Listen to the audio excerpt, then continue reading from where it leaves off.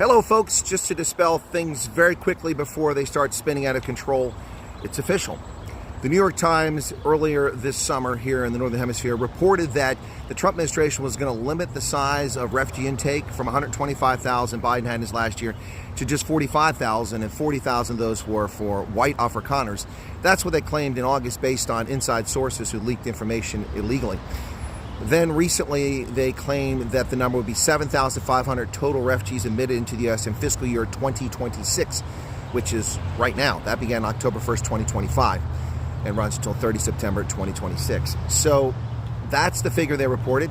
They obviously had other people breaking the law and spilling inside information.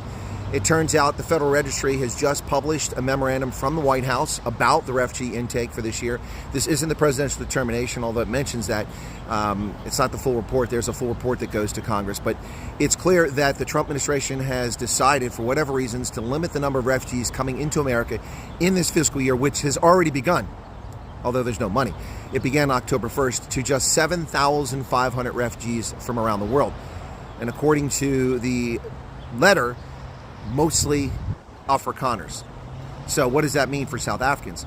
Well, that means from 1 October of 2025 until 30 September of 2026, a maximum of 7,500 refugees will be admitted to the U.S.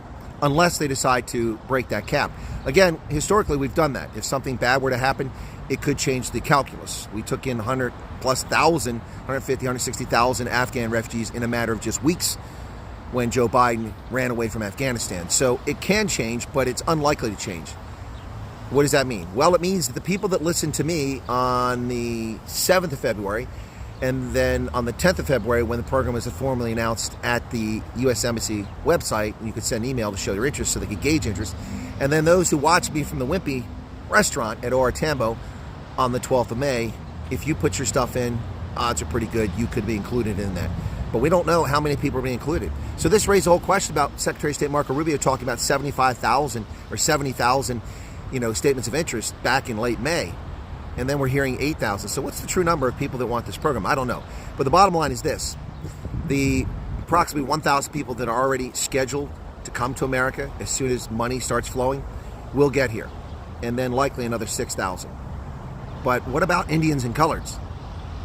They've been included thus far. Will they now be excluded? I don't know. We don't know. That remains to be seen. If I were Indian and colored, I'd be a little bit concerned about the program now. I'm just being honest with you, because it clearly says Afrikaners, not South Africans, suffering racial persecution. There you go, folks. That's the update. It's real.